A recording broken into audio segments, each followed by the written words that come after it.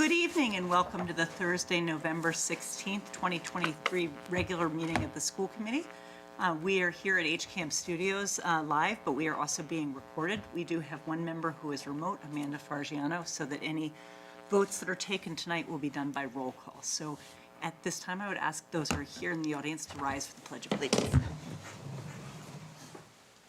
Pledge allegiance to the flag of the United States of America and to the republic for which it stands, one nation, under God, indivisible, with liberty and justice for all. All right, so the first item we have on our agenda this evening is the opportunity for public comment. I do not believe we have anyone here for public comment, so we can move into recognitions. Do we have any recognitions? Anybody have?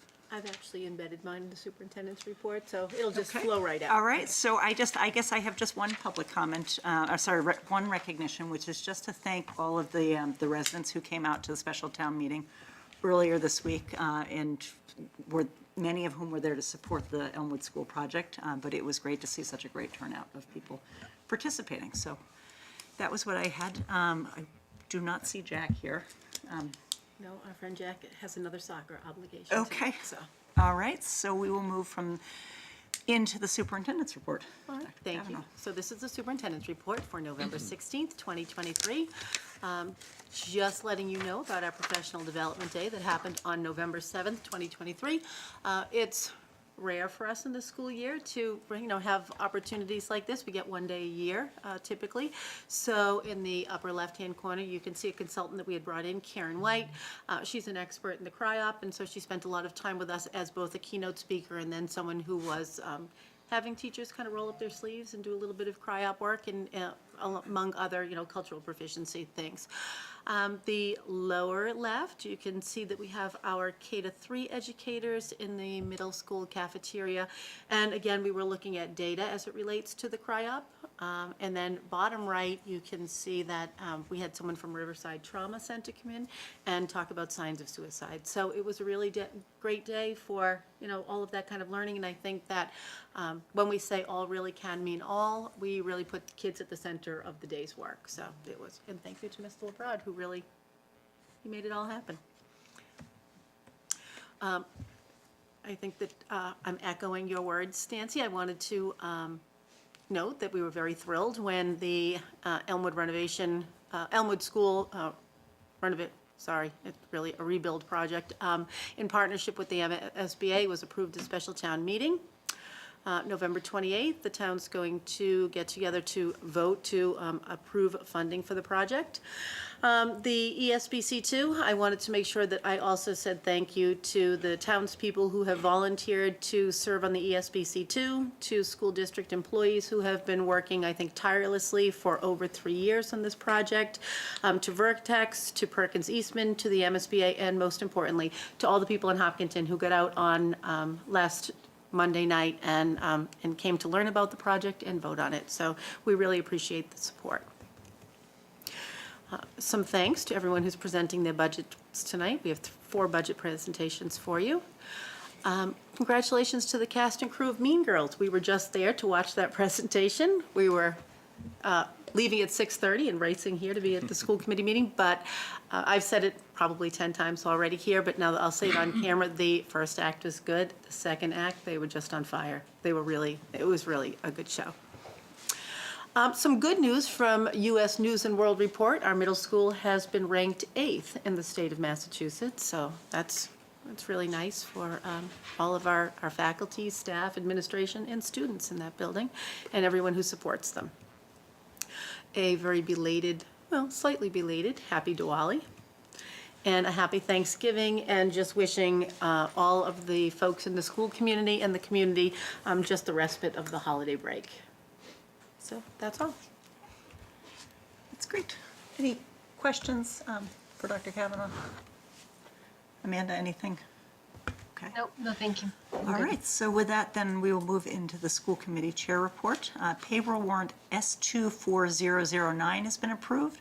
Warrants 24019S, 24020S, 24021S, and 24022S have been approved, and have been included in your folder.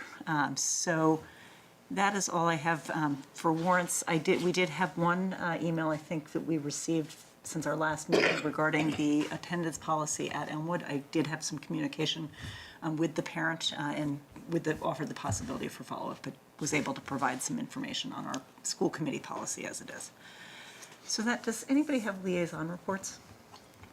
So the only liaison report that I would have would be that the CPAC is going to hold their meeting entitled the Federation of Basic Rights, and that's going to be held on November 28th at 7 to 9 p.m. That's great, so people can do that. Is it virtual or in person or hybrid? I am not sure. I'm not sure. I think it was remote last year, but I was thinking the nice thing on the November 28th is people can do the training and then they can tune in for hopefully the results of special town election. Yeah, and make it an evening out. Make it an evening. Okay, Amanda, did you have anything for liaison? I do not, no. All right, then that moves us into new business. I see Mr. Bishop is here. Are you here also for the intent to travel, or are you here for the budget?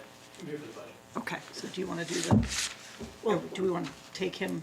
I think Ms. Shire is coming tonight. Oh, she is, Yeah, okay, so would you like to come do your budget now? Okay, I don't want to throw off the thing, but it's nice to see you again. Nice to see you as well.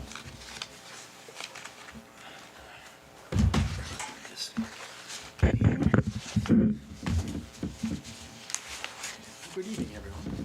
Thanks for taking me a little early. I appreciate it. I was here to see Jack speak, but he's actually at his soccer. He's been tremendous. Oh, he's wonderful. You always send great students, but Yeah, he's really great, and that soccer team stuff has been. Both, yeah. Shout out to the boys. They had a tough loss last night up in Woburn against Wakefield in penalty kicks, but the kids played great. Yeah, it's a tough loss. And then the night before that, we were at BC High, and the girls lost to Bishop Fian, but they had a historic season. They didn't have a loss until that, so they were 18-0-1 until that point. So just tremendous seasons for both teams. So proud of all those Fabulous. athletes. Yeah, yeah. And then I want to echo Dr. Kavanaugh's statements about Mean Girls. It was a wonderful performance. We just came from there. I brought my girls. We loved it. It was awesome. Great performances across the board. So yeah, lovely. So that's tonight and also Friday, Saturday, and Sunday as well for those who want to come and watch. So thank you for taking me to talk a little bit about the high school budget, the FY25 budget. It's always a nice opportunity to talk a little bit about what we need here at the high school. Every year we start these conversations usually middle to end of September, so it's certainly a team effort when it comes to planning this budget. I have multiple meetings with the SMLs about their different budget and line items within our overall budget at the high school. I have many meetings with central office as well. And so what we try to do is come up with a fiscally responsible budget, but also one that is going to meet our needs when it comes to student enrollment. So I'll break down kind of what we're looking for and what we're asking for from a personnel standpoint and then from an expense standpoint. So from a personnel standpoint, we are at the high school looking to increase staffing by 1.0 FTE to meet the increased enrollment numbers. So right now, our senior class is our smallest class. It's 286 students, and the current 8th grade class is 317. So if you just kind of do that math, you're looking at almost 30, 31 additional students that will be coming to the high school. And then over the last 4 years, the average of students transferring in has been around 15 students, depending on the year. So kind of add that up, that's certainly going to be an increase in numbers at the high school. So we certainly need the additional staffing. Right now, we're kind of looking at maybe some staffing for English, some staffing for history, social science with that 1.0, but it really depends on the course selection process and where the numbers lie and where we feel like the big classes are going to be. So we can't really say where that 1.0 is going to go yet, but we will when March comes around if we're able to get that additional staffing. We also are asking for, and this is actually coming out of the student services budget, I think it was probably presented last time by Abby Hanscom, a 1.0 intensive special needs teacher at the high school. I just wanted to mention it because it is one of our priorities at the high school. It's not directly coming out of our budget, but something that we've had a lot of conversations about with Ms. Hanscom, who's been wonderful, Mike Donahue, and our special education team at the high school. Those numbers are going to be increasing with some students coming up from the middle school, so we really feel a second intensive teacher is needed at the high school for next year. So that's really kind of the overall personnel summary. So overall 2 positions, but 1 coming out of our budget and 1 coming out of the student service budget. And then when it comes to the expense, kind of non-payroll accounts such as equipment, supply, textbooks, and other expenditures, we have about 35 different accounts at the high school. So we're seeing an increase, we're asking for an increase of about 3.1 from last year's budget to this year's budget. Of those 35 non-payroll accounts, 18 of them have either been level funded or show a decrease. And of the other 17 accounts, only 5 show an increase of $2,500 or more. So on that summary I sent you kind of details those 5 accounts and what we're spending the money on, so I thought I'd go through those pretty quickly. The first is the English text account. So we are requesting just about $3,300 in that account going up from FY24 to FY25. We are making the transition to go from different, right now seniors take different English classes at the high school. There's a collection of different classes that we offer, from creative writing, contempt lit, multicultural lit, film is lit. So there's a lot of different options seniors can take. We've been having some conversations about having kind of a 12th grade English like we do for the other grades. We feel like that will prepare the students a little bit better for post-secondary planning. We'll be able to focus a little bit more on writing and reading and critical thinking. We're kind of looking at it as almost like a greatest hits of some of the classes that we're currently offering now and putting it all together, but kind of having multicultural lit be the anchor of that. And so working with Sarah Ellum, who does a tremendous job with her department, kind of coming up with some different texts that we want to bring on and different novels. So that's where that number increase comes from. We're going to need to purchase some more books. We have a pretty large upcoming senior class. It's 324 students right now. So we know that we're going to need additional texts. We're still working on what those titles might be. We've talked a little bit about The Bluest Eye, Tuesdays with Maury, Macbeth. There's a lot of things that we're kind of talking about right now, but we haven't kind of decided on the actual books yet. We have a team of senior English teachers that are getting together, talking a little bit about what that's going to look like next year. It'll also be helpful with our schedule. A lot of times that English class is tough for students to schedule with all the other classes that they take, and we're really putting a lot of effort into our senior project, which I know I've talked a little bit about at prior school committee meetings, and so this class might gear a little bit for getting students ready for that senior project as well, second semester. So we're excited about that. The second account that's showing an increase of over $2,500 is our world language text, and that's really kind of a one-shot deal. So every 6 years, there's a subscription for our AP French and AP Spanish classes, not only to get the workbooks that we need, that we get every year, but there's also an AP SuperSite subscription that you're supposed to be a part of, and so that has audio tests and different other types of practice tests for students. So kind of a large increase this year, but then that won't be that kind of moving forward. So we need to purchase that. It's that 6-year kind of window that we're up against. The third account that's up is our music supply account. We work closely with Craig Hay, and he does such a nice job of using the equipment that we have. Some of it's been at the high school since we built the building. And so you do see a pretty significant increase of about $7,800, and that's really to buy, purchase a trombone and a new cello that is much needed for our music department. So again, one-time purchases out of that account. Shouldn't be that high moving forward. And our fourth account is our substitute account, talking with Ms. Rothermick about kind of our 3-year averages. We've been budgeting a little bit low when it comes to our substitute account over the last few years, so that needed to be bumped up a little bit, almost $4,000, to just make sure that we're meeting the averages that we've had the last 3 school years. And then our final account that's over $2,500 is our new equipment account. That's up $15,000, and that's really for our 8 new photocopy machines at the high school that we currently have now, but it is in the budget for. Do you lease or do you own? Lease. Lease, yep. Yep. So those are the 5 accounts that are over $2,500.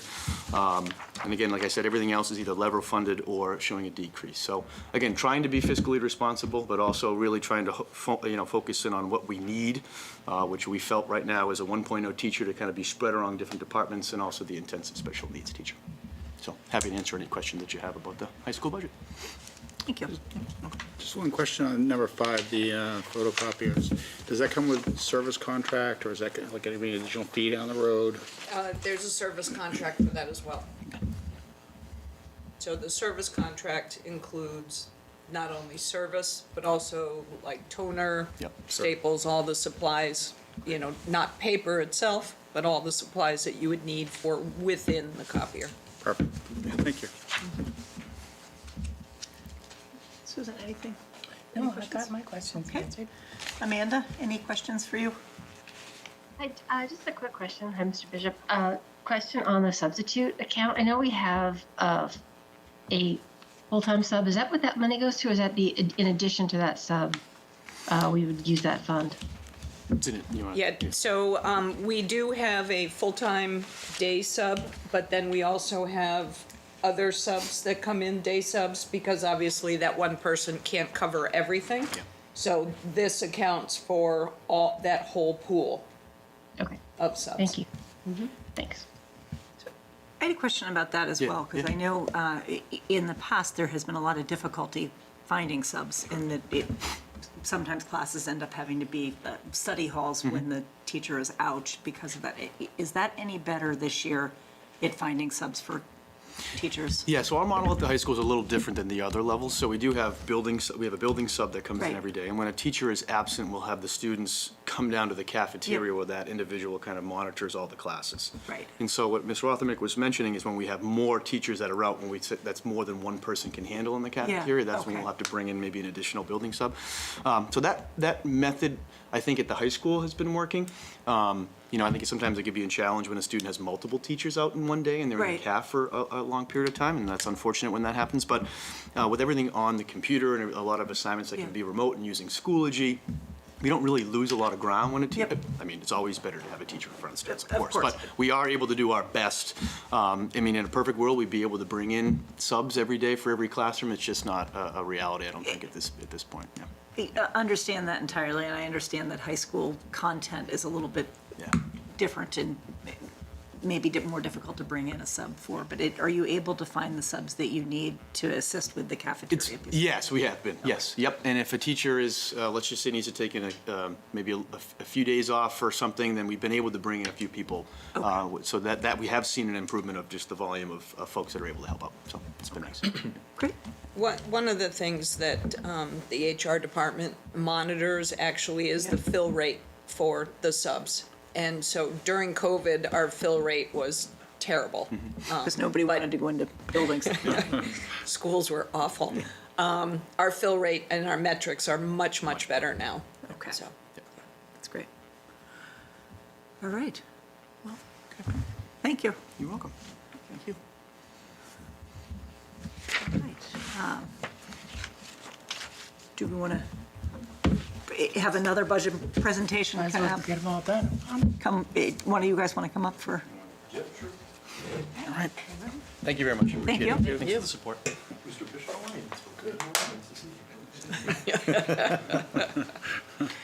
Hi, everyone. Welcome. It's nice to see you. I've been great, thank you.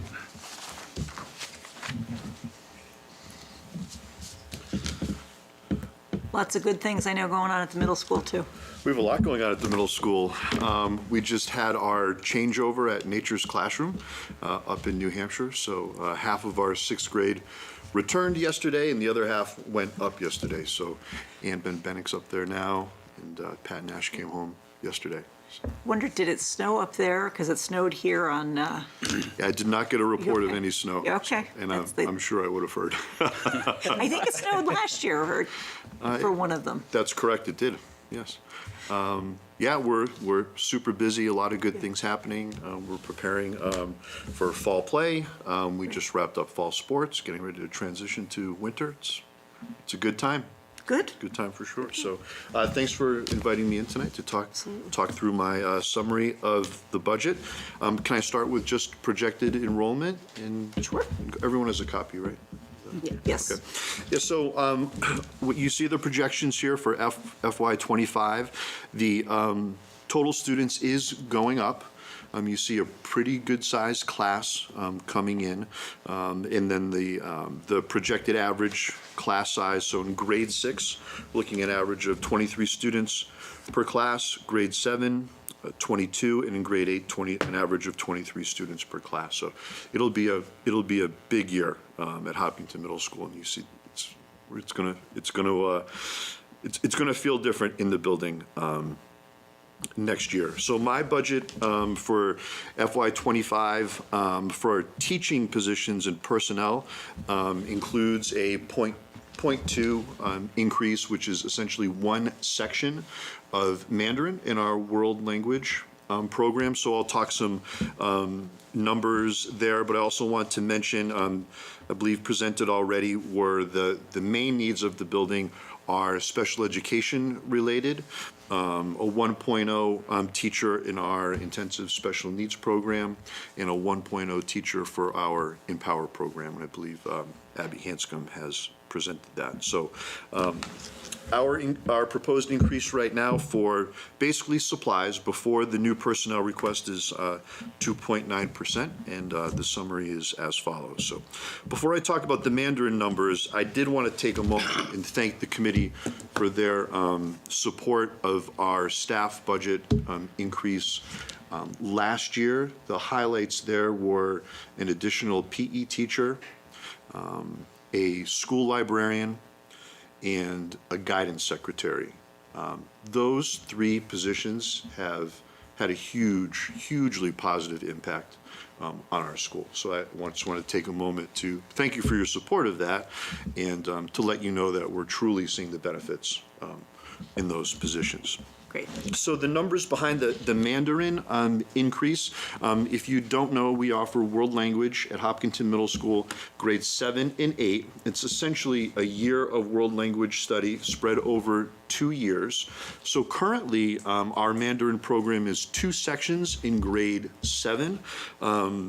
The total number there, I'm sorry I don't have it here, but it's roughly 39 students total in those 2 sections. And we're running currently 1 8th grade section. So next year, we can reasonably predict that those 39 are going to move up and require 2 sections in 8th grade. And with the class sizes remaining essentially the same, we expect there to be 2 7th grade classes. So that's the reasoning for the 0.2 increase in Mandarin.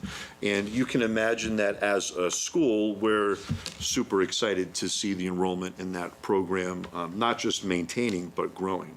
The teacher there, Lan Wu, is exceptional. She's doing a great job, and that's seen in the numbers. So that is our staff request, 0.2 Mandarin. So I could answer any questions about that before moving on. She'd move up to halftime? She is currently 0.6. Oh, okay. Yes, so she would move to 0.8 with that added section. So does that make her full-time? No, it's basically 1 section short of full-time. Okay. Yeah. Thank you. Great. Thank you. Amanda, did you have any questions on that?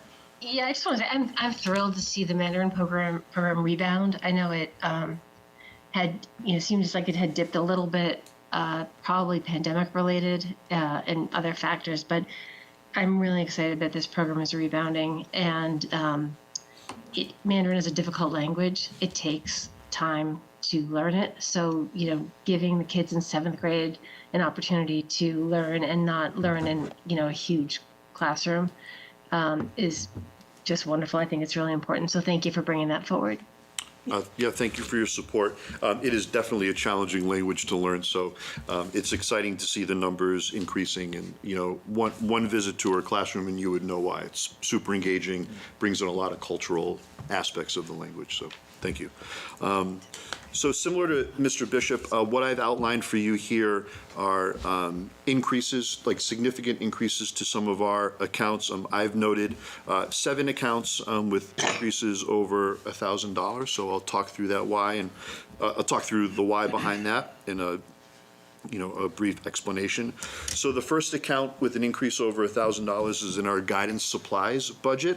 So with the increase in student enrollment, trying new therapeutic materials, basically fidgets, other manipulatives, helping students stay focused and engaged during classes, accounts for that budget increase of just under $1,600. We're looking at an increase in our engineering supply account, primarily for an increase in our VEX robotics registration and supplies associated with that activity. As you know, it's a very vibrant part of our school community, so asking for an increase there. The next three increases are from our music budget. So the first one, music transportation, is something that I had proposed last year, looking to transport our music students to festival-type concerts such as the Micah Concert Festival, and transportation has just increased. So that accounts for that. That's an increase of $2,500. And we also transport students to central district auditions where they audition as a soloist and get a rating from a professional adjudicator. The next increase is in our music textbooks. This has gone unchanged for a while, but I'm requesting an increase of $1,000, primarily to update text associated with our music literacy related arts course, as well as music for our percussionists. So if you haven't had the pleasure of teaching percussion, it is important to keep all of those students engaged in order to develop their musicianship. So this is something that Craig Hay and I have been discussing in terms of just enriching their curricular experience through music specifically written for percussion ensemble, as opposed to just playing their band parts or out of their method book. So there's a slight increase there of $1,000. As Mr. Bishop mentioned, it's becoming a little bit more costly to maintain our instruments. We're also working with a percussion repair specialist, so it's a little bit more expensive, but it's becoming more important as the instruments are aging. So there's a $1,500 increase in music maintenance. The next increase in social studies supplies is essentially there due to increased student enrollment and the department looking for more student choice projects to demonstrate their learning. So this $1,000 is, I mean, everything down to construction paper, glue sticks, stuff like that for students to design their own projects. And our big one, similar to the high school, is photocopiers, leases, and replacement of, in addition to copier leases, the replacement of some student and teacher furniture that we're just unable to use at this point. So some of our teacher desks are looking pretty sad, so I'd like to start replacing those, kind of chipping away at those and updating furniture, moving from some of the individual student desks to more a lab table setup, which, you know, promotes some collaborative work structures and is a little bit more flexible in terms of student furniture. So there's a sizable increase there, but that's the reason behind it. Music literacy. Yes. Is that what was used to be in the old days called general music? That's it. Okay. Yeah. It is a different curriculum, but that would be the comparison, yes. Okay. Yeah. Which is good.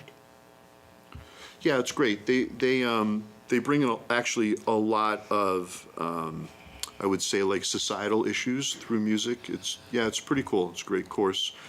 Students get to learn a lot about music through current musical genres that interest them. So our staff is kind of constantly adapting That's good. that curriculum to reflect their musical interests and not A little ours. hard to sit through Wagner when you're in 7th grade. Yeah, but I mean, I think music is so often sort of undervalued in school systems. So it's really, I'm thrilled that we're seeking to sort of support this, because I know my own experience with music many years ago. You know, these are the type of things that really shape how that student's going to evolve and through their life. Thank you. So. Great. Amanda, did you have anything? Yeah, just a couple of quick things. I should have sent my questions in advance, so I apologize. I didn't get around to doing that. But a question on the copiers, and maybe this is for Ms. Rothermick. Are we seeing any kind of a decrease in copier demand with, you know, as we increasingly move to sort of paperless digital world? Are we maintaining the same number of copiers, or are we seeing any change in the need for these at either the high school or the middle school? We really are not. We have not been able to consolidate machines, you know, as you're suggesting in terms of reducing the paper load. There is encouragement for more assignments, if you will, to be put online and electronically.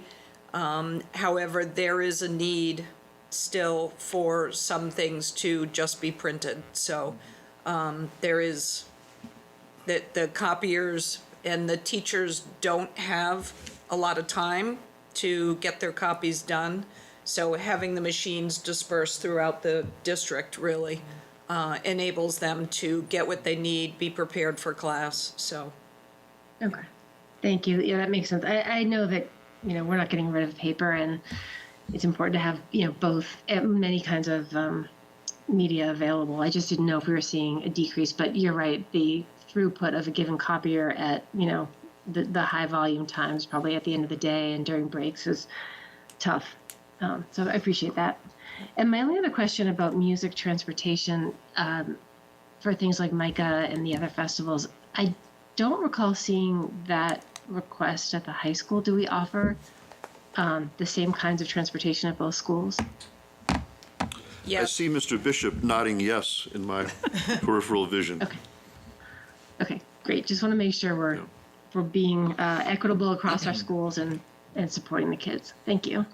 Yeah, I will say that in regards to the MICA Festival, we benefit greatly from being a host site because the district saves money in registrations and also transportation. So like for us, one of the aspects of music transportation is getting our choir to a site that is dedicated for choir so that they get, you know, the right type of educational experience there. But our other ensembles are largely staying in-house, so we're saving some there. And just a plug for MICA, you know, that is a great event for the community. You can hear some amazing music from Hopkinton as well as other towns at that festival, so it's a great one. Okay. I also just want to echo what Adam had said about just the appreciation of the music that goes into our district. I know the middle school, certainly you have some pieces in there that are, you know, definitely needed, but it I think speaks well of the middle school and of the district as a whole, so appreciate that. Yeah, I think it's a vibrant part, you know, of the school experience for middle school students, no matter how they, you know, what level of expertise they want to access it at, it's there for them. So, I Thank think you. that's really great that you take them to. Are they competitive events too that you take your choirs to?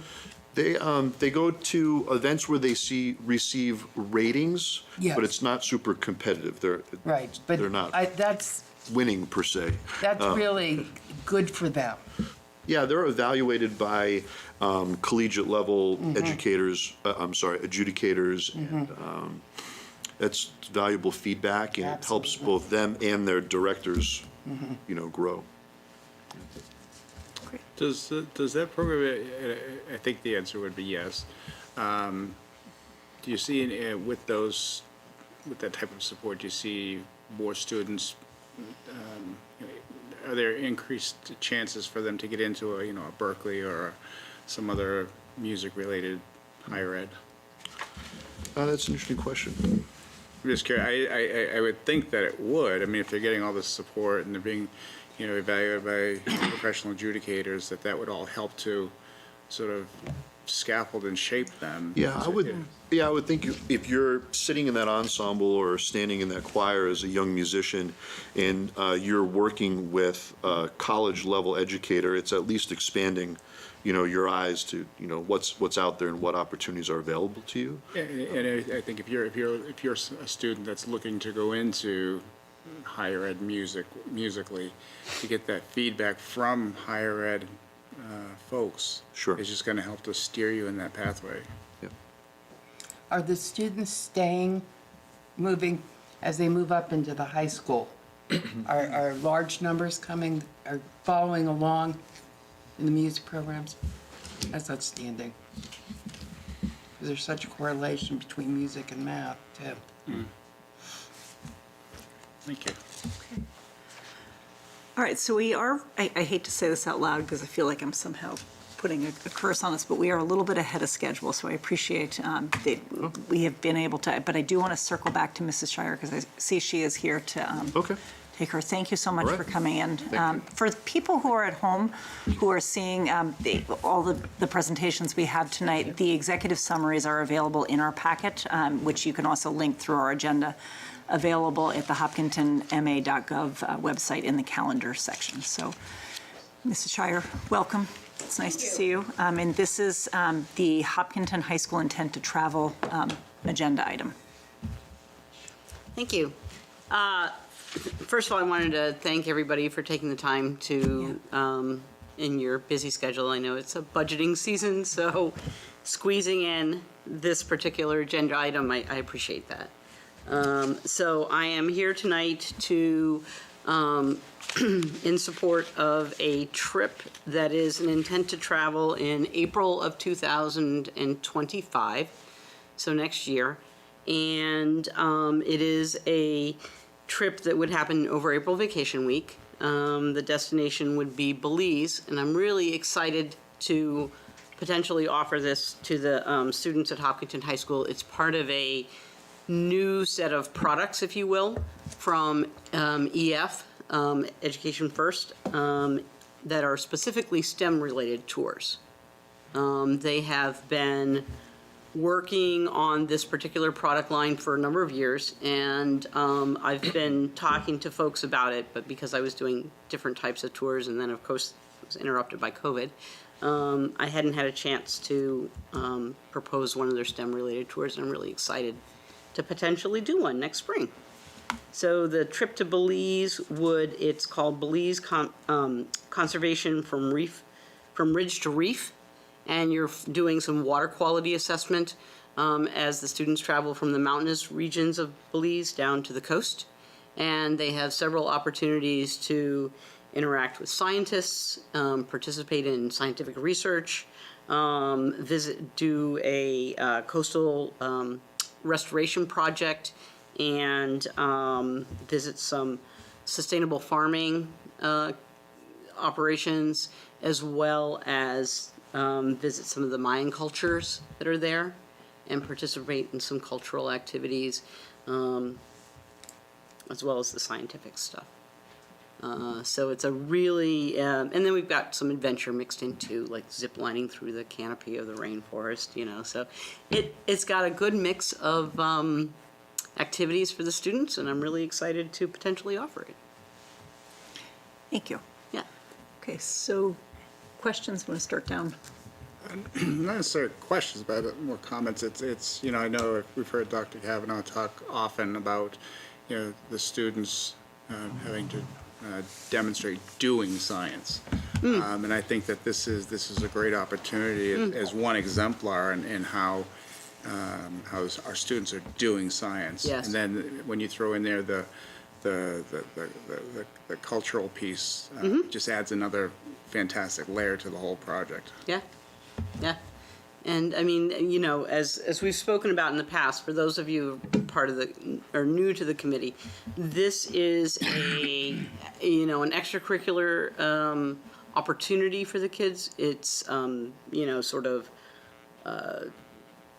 it's open enrollment for any student who wants to attend. They don't have to be part of a language program or anything like that.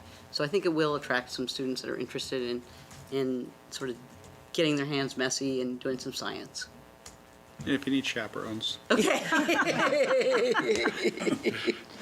Yes. Okay.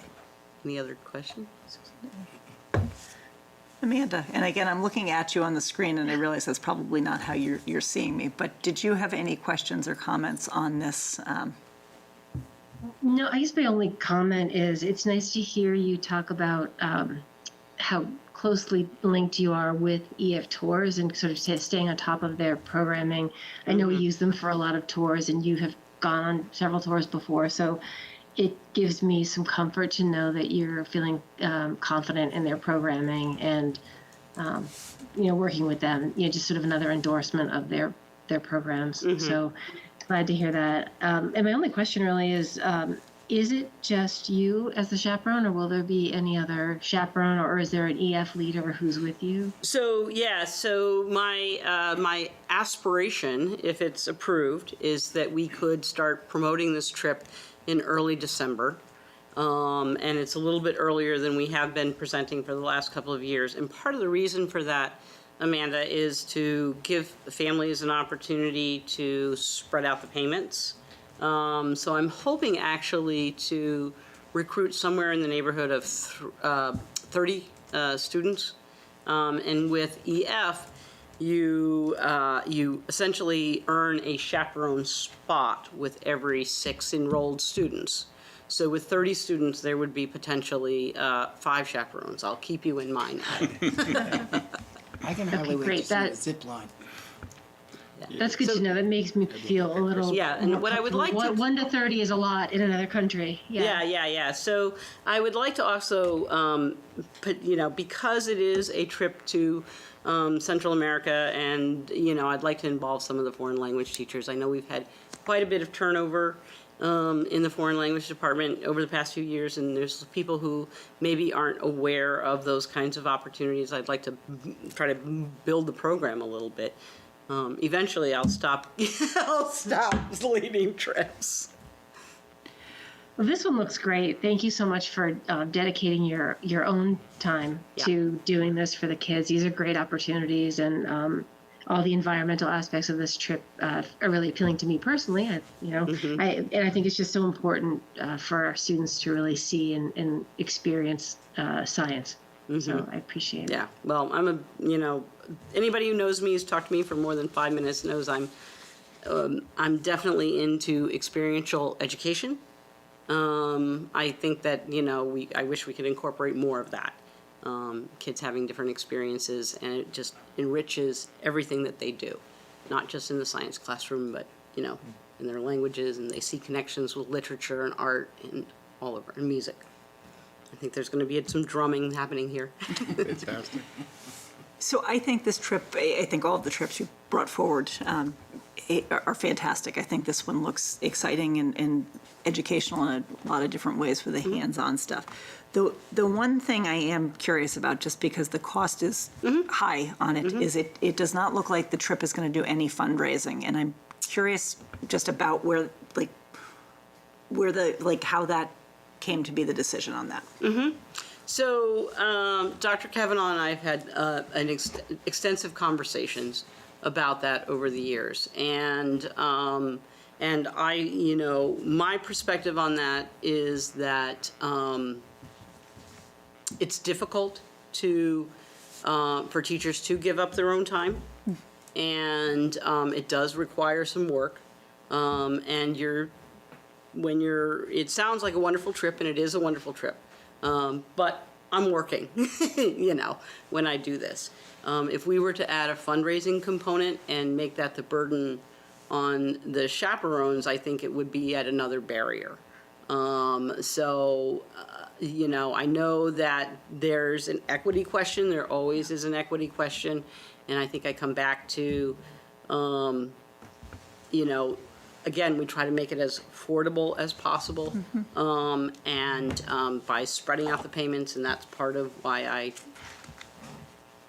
pushed to her a little bit earlier. And I wasn't, so that's kind of my, if that's another, that could be a potential barrier to people offering it. I do understand that, and I think as a committee, over the past couple of years, we've grappled with kind of the balance between some of these trips kids wouldn't be able to afford as a family. That if you're going with a family of 3, 4, however many people there are in the family, the cost becomes exponentially bigger for the family to incur, and might be harder for families to do. Versus the difficulty of individual students being able to access it. And I don't we have not arrived at any helpful guidance on that. But I still do keep that balance in my mind. Just. Sorry. Nancy, I should have said this before at the liaison update, but the policy subcommittee did discuss our our educational trips policy, and specifically because we know that trips are coming up, and the school committee in the past has raised questions about fundraising. We're not offering to make any requirements here on fundraising, but we did agree that we would, Dr. Kavanaugh would look at potentially community organizations who may be looking to make a donation to sponsor some kind of a scholarship, or to sort of explore opportunities outside of our budget that we could potentially use to create more equitable access to these programs. Great, thank you for that update. And because I feel, I come from a family of a number of educators, the amount of work that goes into any trip, whether you're going to Cape Cod or you're going out of the country, which is obviously a bigger thing. And I would not want to place additional barriers on the challenges of getting Yeah, chaperones. well, certainly that would be, I mean, if there are avenues locally Yeah. to help underwrite travel and interested parties, I would certainly welcome that we would need to think about how to allocate those funds and how that process would go in terms of identifying students who have a need Yep. and an interest. Great. So, but thank I'm happy to work with people on that. Thank you for those comments, Amanda. That's fabulous, and I was not aware that that was coming forward, and I do think there are some potential ways, looking at the policy from what it sounds like you guys have discussed, that we could be able to both help students access the trips differently without creating such a burden that the trips don't happen because Yeah. teachers don't want to Yeah. do that piece. And Nancy, it would be outside of policy, just to be clear. It would be just looking Okay. at other avenues. We did happily receive a donation for some scholarships to Nature's Classroom, Yes. which kind of inspired our Over thinking. $4,000 on in scholarships for that. Yes, it was amazing. So it sort of inspired our thinking of how we look at this. And there's work to be done, but I don't want people to think it's off the radar. We are, definitely actively working at options for this. Okay, so not coming forward as a policy, but coming forward as a Instead of discussion. policy change, yeah, no, it would be more operational. Okay. Okay. All right, so I think, are there any other questions before we see if there's a motion that somebody would like to make? All three of us. Well, I move that we, I move to approve the high school trip to Belize, April 19 through 26, 2025. Okay, so a motion by Susan. Thank you. Is there a second by Adam? And we'll do a roll call, starting with you, Adam. Yes? Susan? Yes. I'm a yes. Amanda? Aye. And Amanda is also an aye, so it is unanimous. Thank you so much for coming out tonight. Thank you for your time. It's nice to see you. Yeah, it's good to see you as well. Okay, so we're going to circle back to budget presentations. I don't know who would like to come up. All right. We only have one left. No, we've got two. Oh, Mr. LeBron, yeah. I guess he's already up here. I'm so sorry. Yeah. Welcome. Nice to see you again. Yes. Great to see everybody. Hi. I thought I'd start out first with just a little bit of a fall update. Great. As kind of we come to the close of our fall season, we've had some incredibly successful teams. I want to highlight that both our boys and girls soccer teams this year made deep runs into the tournament, ultimately losing over the last two nights, but in the Final Four, which is the last four teams in the state.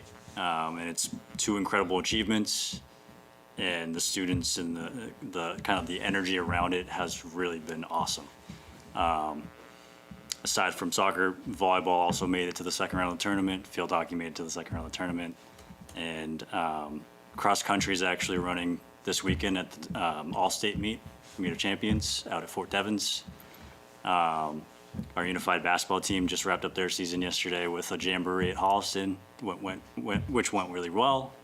And our football team wraps up on Thanksgiving against Ashland, and hopefully they'll pick up the win there. But so overall, just our sports programs in the fall were really competitive, and really we had a great fall and a lot of energy that generated in the school. I'm looking forward to kind of the start of the winter and seeing how that energy carries over.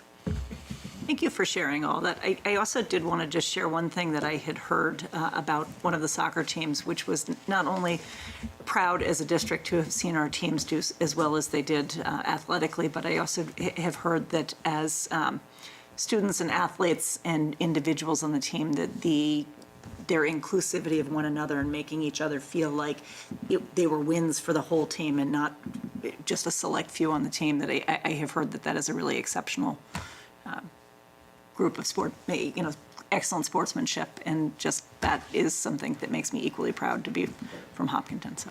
Yeah, consistently recognized in the league as one of the teams with the most sportsmanship. And I've seen that across the board of all our teams, and I'm really proud of that. And I think it goes to show the types of students and type of people that we have who are educators as well as the student athletes we have at the school. Great. Well, congratulations to you and to all of the athletes. So. Thank you. And thank you for coming for the budget. And just again, for folks who are just tuning in, the executive summary is available through the Hopkinton website, through our packet, and also a clickable link through the website. So, I'll go through kind of some of our personnel requests for the upcoming school year. So, in our personnel request, we have a request for 4 additional athletic stipends that any of you were watching 2 weeks ago. I initially was looking to get these stipends in for this upcoming spring and upcoming winter seasons.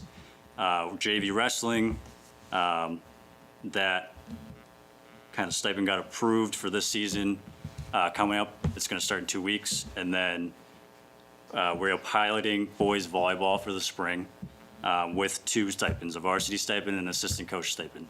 And so this request is for 3 volleyball stipends with the anticipation of having a JV team next year, as well as, again, the JV wrestling coach stipend that was approved for this year 2 weeks ago. In addition to that stipend, I'm looking to add an additional 0.5 FTE assistant athletic trainer that would help and coincide with our full-time athletic trainer to support the growing need of our programs and to support our trainer overall. I mentioned this 2 weeks ago, but the burnout rate for a lot of trainers in the state is incredibly high. There is not a lot of trainers out there, due in part because of the low pay and the amount of education that they need in order to become athletic trainers. And so my hope is that, we have an amazing athletic trainer currently who is young and she is vibrant and she's energetic and the kids love her. And I always worry that something's going to come along and it's going to she's going to burn out, something's going to push her out the door. And I think introducing this 0.5 position would really help with that. It would also help with supporting more of our student athletes. So football, for example, takes up a lot of our current trainers' time because of the nature of the contact sport, the injuries that occur, and the size of the team. And I do think that at times there's a lack of focus on some of the other sports during the fall season. In the winter season, similarly, we have big basketball teams that take up a lot of our current trainers' time, but we also have teams that are off-site, like ice hockey, and we have ski, and we have indoor track.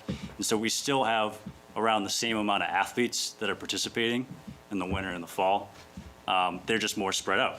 And so having that second trainer to kind of be around to support all of the students who maybe don't feel as supported as they should be will help kind of, again, ease that burden and give us a little bit more one-to-one work with the students and the student athletes.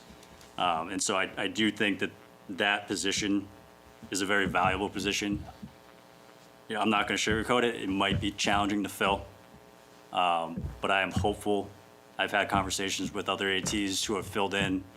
I am hopeful that we would be able to find that person because unlike a lot of other school districts who go through third-party companies that hire ATs, we wouldn't be doing that in this. And so it would allow us to kind of bypass that part of what is a difficult process I just went through this in Needham. It took 6 months for a hospital that we were partnering with to find an assistant athletic trainer. And so I am hopeful that this position, if it's included, will be more of a draw than it would contracting out through a third party, through a hospital. Any questions about the personnel part of the budget? Okay.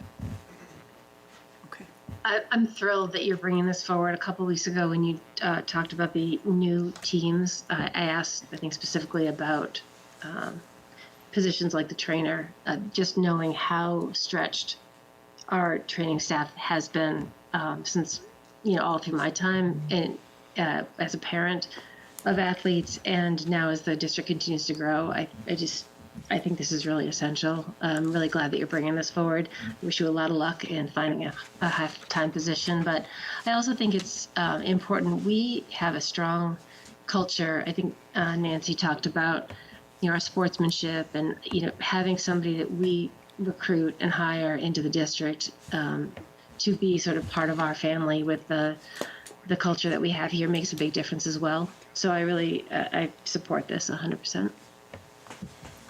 Thank you. So, the next part of my budget request here for athletics is actually significantly smaller than the stipended and assistant athletic trainer position. So for our contracted services, I'm looking for extra funds to support the increases in costs of services such as our transportation costs, AED and AED maintenance costs, which actually went up, I believe, 20% this year. Portable toilets, which have gone up astronomically as well. Ice rink costs that continue to increase year after year at our ice rink that we use, and then other nominal costs that are increasing due to inflation. I think I have not been able to see a full year of what the costs look like. I just know that year over year, these costs are actually really increasing a lot. And I think there are some things that like as a district or as a department have pulled back a little bit, so that I don't actually think the increase is going to be as significant as it could be, which is reflected in this. And then with athletic supplies and equipment, I actually don't see a drastic increase at all. We made an extra purchase this year of football helmets because the teams, there was a higher turnover in helmets that couldn't be reconditioned. And so last year, I believe we purchased 30 helmets. This year, we're only purchasing a dozen. And that is a substantial cost that is not going to be taken out of the next budget. And so that kind of explains the smaller cost increase in athletic supplies and equipment.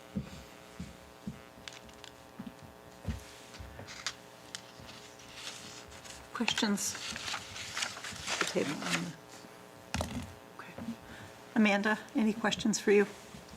I just have to say one other thing is, as other people in the community think about the athletic budget, I know we talk a lot about athletes, but what's really exciting about what's happening in the culture of the school is that the events are not just for the athletes. There are an enormous number of students and families who come out to events, and not just Friday Night Football, which is great, but they come out to soccer games for both the boys and the girls. They're out at volleyball games, basketball games, and it's just a real point of connection, a social connection for a lot of kids. And I just want to recognize that because, I had the good fortune of going to one of the recent soccer games and just seeing the fans and the excitement from athletes and non-athletes who are supporting them was just great. So I think the budget for athletics is not just for the athletes. It is for the athletes, but not just for the athletes. It's also an investment in the school community.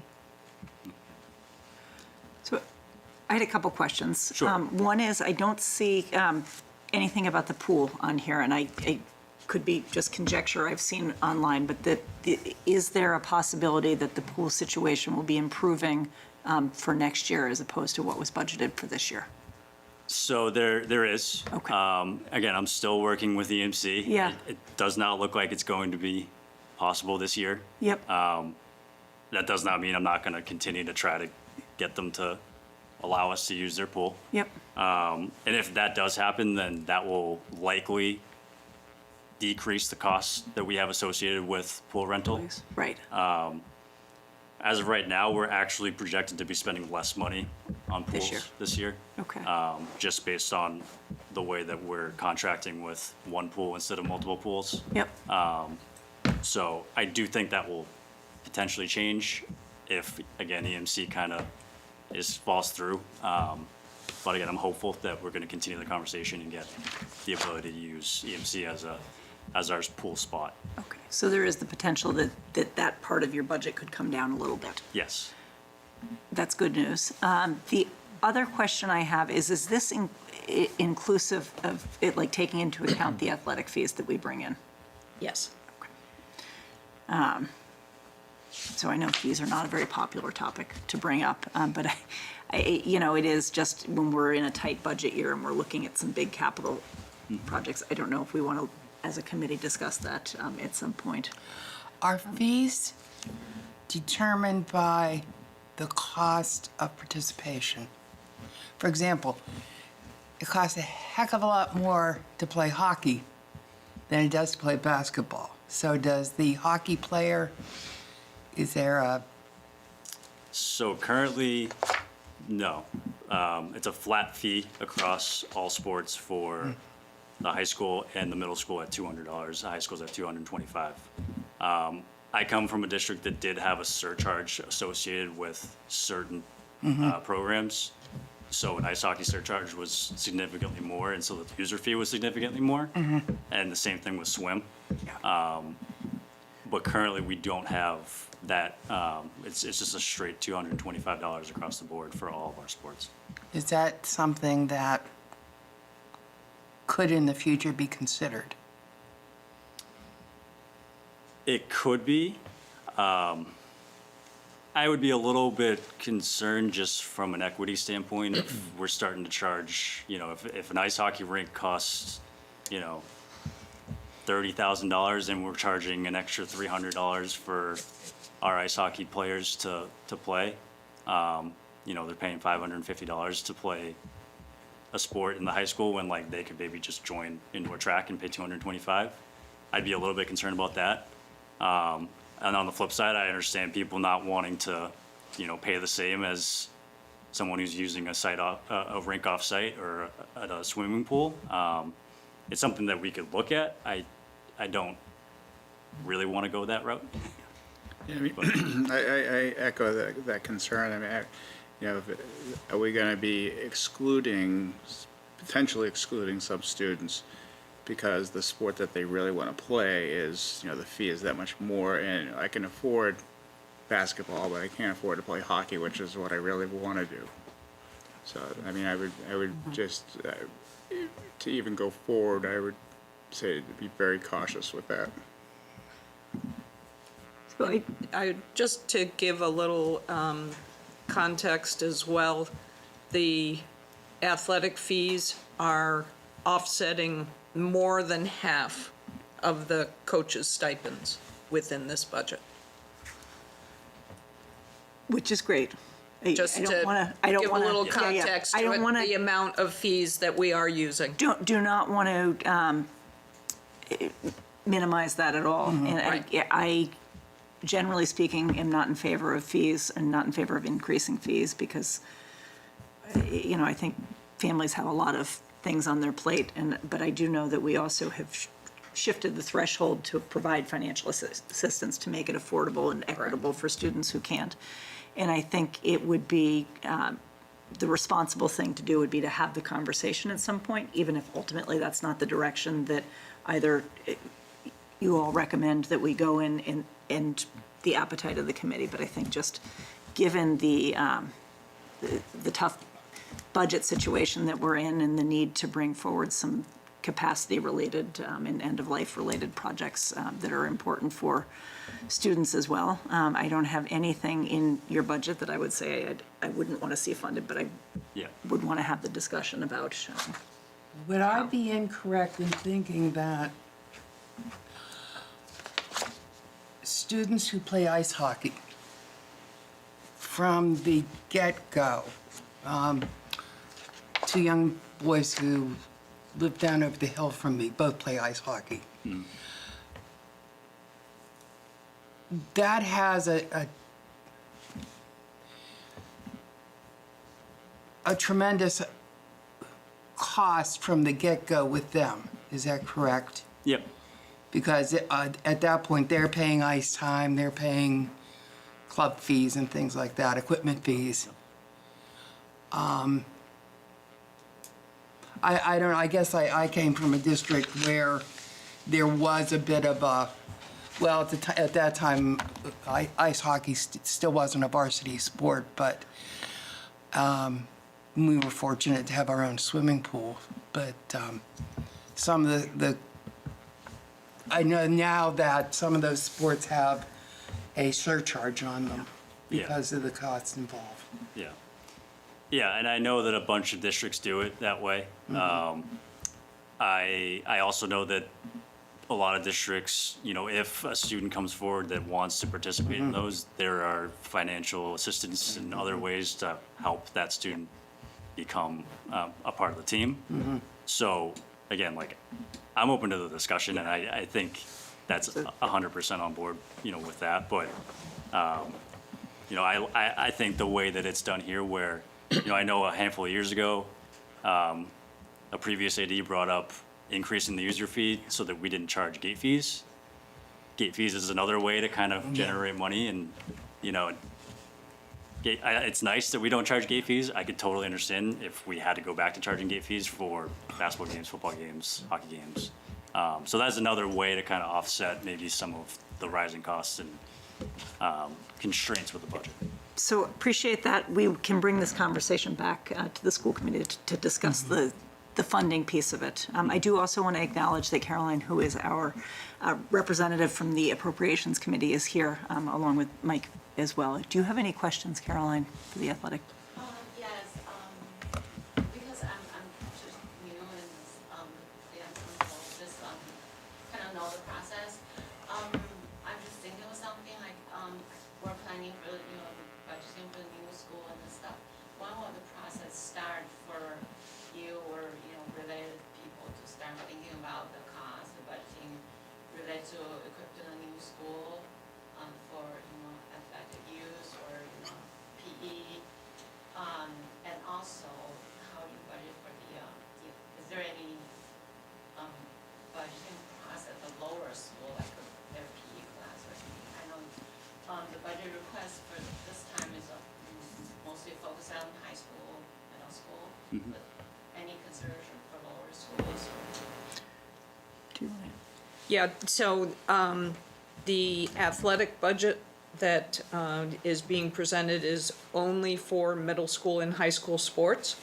Anything that is PE related or anything that is provided within any of the other schools is presented as part of their building budget. So this budget is really just focused on just middle school and high school sports. Excellent question. And the one piece that I hear you asking about, I just want to clarify, the furniture, fixtures, and equipment piece, would that cover some of the, I know it's not an athletic budget question, but it did sound like a piece of Caroline's question. That is covered in part of the money for the Elmwood School project. I know there's some. Yeah, so if I'm following correctly, the Elmwood School project would fully account for anything that is needed within that building. So all the furniture, anything that's PE related, anything that is needed for that school is all part of that budget that was just approved at town meeting. So that will be separate for the, as part of the school project budget, but it's not part of the building budget, right? Correct. So, yes, Thank you. So part of the capital, not part of the operating. correct. Yes. Inclusive of the number that we discussed. Mike, did you have any questions? Yeah, just one quick question about the new coaching positions for volleyball, boy volleyball, and wrestling. How much of that cost for the stipends for the coaches will be covered by the user fees? I know you just said about 50%. Is that the same? I know because the volleyball as just a kind of pilot program? Is it, so, because you have the overall increase for the budget, and I know these covered some of it, so it won't be as high. Yeah. So we increased the use of the athletic revolving within this budget by $100,000. So just the coaching stipend is 25. Okay, So it's more than covered. thank you. That's it. All right, that's great.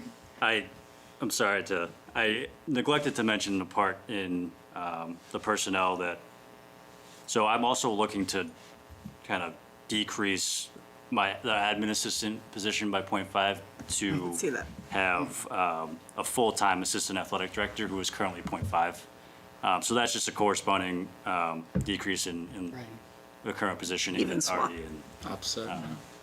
already in the budget, so. It's great. Sounds like that's meeting what the needs are Yes, definitely. for work going forward. All right, thank you so much. Thank you. Thank you. Thanks, Vicki. All right, Mr. LeBrod. Okay. So good evening once again, everyone. It is a pleasure to be able to present to you the proposed budget for the FY25 curriculum and instruction operating. The Office of the Assistant Superintendent for Curriculum Instruction Assessment and Professional Development, just as a quick summary, provides leadership and oversight for all teaching and learning pre-K to grade 12. It supports the implementation and review of curriculum and instruction, assessment and professional development for all educators. It supports the work of our building principals and leaders and oversees the directors of curriculum instruction and our subject matter leaders K to 12. The budget supports this office primarily works on three different things. The first one being the funding of piloting newly adopted textbooks, which are either print textbooks or electronic textbooks, as well as other instructional materials, curriculum and instruction leadership, as mentioned before, as well as personnel and materials related exclusively for the use and by English for speakers of other languages in that program. So I'll talk first about the salary proposal and then the expense. So in the salary budget, you'll see that there is a request for funding for curricular stipends. Once again, this is a long-standing ask so that we can support teachers to work outside of their contractual day in the work of developing curriculum, both curriculum scopes, sequences, materials, and things that relate to that. We're also looking to maintain our current team of directors of curriculum and instruction. You'll see a couple of increases here. The first one being that we are moving, by nature of the expiring of funding, of grant funding, moving our middle school director of English Language Arts out of expiring grants and into the operating budget. You'll also see that we are proposing the funding for the expansion of the Director of English Language Acquisition, Equity, and Access from a 10-month position to a 12-month position. This is reflective of the needs that continue to grow that we're all very well aware of in the Hopkinton Public Schools and across the town of Hopkinton to support the ever-increasing diversity of language and background that all of our students and families bring in. In addition to that, I am requesting the addition of a 0.8 FTE executive assistant. And I want to walk through a little bit about the nuance of this because it's actually, there's a practical and then there's a budgetary as related to this. So practically, the addition of a 0.8 FTE executive assistant will reduce by 0.1 FTE the staffing of that position. Currently, it's supported by, my department's supported by a 0.5 FTE executive assistant, as well as a 0.4 support dedicated exclusively to ESOL. What we're proposing to do, and this actually extends a little bit beyond my department and in partnership with Dr. Ghosh in our technology department, what we're proposing to do is move that 0.5 FTE over into technology so that technology will now benefit from a 1.0 executive assistant. In doing that, what I would do is I would then subsume the current 0.4 FTE and then create a new 0.8 FTE position. So the bottom line here budgetarily is that I'm asking for a 0.5 FTE increase. I wanted to go the longest way possible to ask for that. So that represents the 23,000. Yes. Yeah. So just, I'm sorry, Dr. Kavanaugh caught me. It's actually a 0.4 increase because we currently have the 0.4 You could FTE have gone a for little assistant. further around to get there. There's an addendum that I can. Oh, okay, so good. just for Please. clarity, Yeah. because that's where my brain is at. It's okay. The sum of the whole thing is that we will go to have a 1.0 executive assistant for technology. Yes. And there will be a 0.8 executive assistant for curriculum and instruction. Correct. Okay. You got it. And that is compared to a total of 0.4 currently? It's 0.9 0.9 currently in my currently. department. Okay. And that, So but we- what about technology? What do they have? So they have a, Just to clarify, the positions that exist is 1.4, and we're going to Okay. 1.8 Thank you. among Sorry, departments. there you go. So all in, it's a Can we 0.4 clarify increase. Correct. Amanda? Just a little more clarification, because I went around that discussion too. Did we hear a request from Dr. Ghosh for this position and it was not funded? I guess we just heard the budget for You did not, technology. and so the 1.0 that is currently shared across technology and curriculum, 0.5 for each one of those departments, actually lives in the central office budget. Yes. Yeah. So it would not have been asked for by Mr. Ghosh, but when I present the central office budget, you'll see it there. Well, you'll see that it remains the same. But it will all be going toward technology now as opposed to the split that it used to be. So there'll be no change in my budget, but there will be a change in Mr. LeBrod's budget. So is there, I think I mostly get that. Okay. is there a particular driver that is making that, increasing that need? Is it enrollment related or what is the? Well, you'll remember when Mr. Ghosh was here, he did say that in terms of technology, he has 4 technicians, 5 buildings. He has 2 people who work in student data, and he has 1 person who's a tech integration specialist, but that person teaches 0.4 and does tech integration 0.6. So the additional support in his department, one of the things it will do is it will make that person the registrar for the entire district. Currently, she is the registrar for grades 1 to 12, doesn't do pre-K, doesn't do K. And she'll also offer additional support in student data. Okay, so now I Because feel like that's a that's place where whole they're can kind of worms. drowning. So what, who currently does pre-K and K? Like what position is that fall under? The 12-month secretary at Marathon does K, and my administrative assistant does pre-K, Okay. which she's actually going to hang on to. So she'll do the pre-K, and then everything else will go K to 12 in that position Okay. in tech. Okay. It really makes registration more efficient, which is just one of the things that we're trying to streamline to really help families. Appreciate that and I know that the way the process goes has become easier in many ways. I know just Yes. even for returning students, it was easier this year than I can remember other years being. Okay, so I did interrupt you, I apologize. No, that's okay. That's all right. So, sorry, there's one more question before we move on. I'm so sorry. This is a little complicated. When this is the first presentation of all the departmental budgets. So when they all come back in one collective district budget, would we see, would it be clear that this position is now in the technology budget? Is there a way to make it sort of easier to comprehend? I think that we'll leave a 1.0 in the central office budget, but there will be a 0.4 increase in the curriculum budget. But no change in the technology budget? Correct. Okay.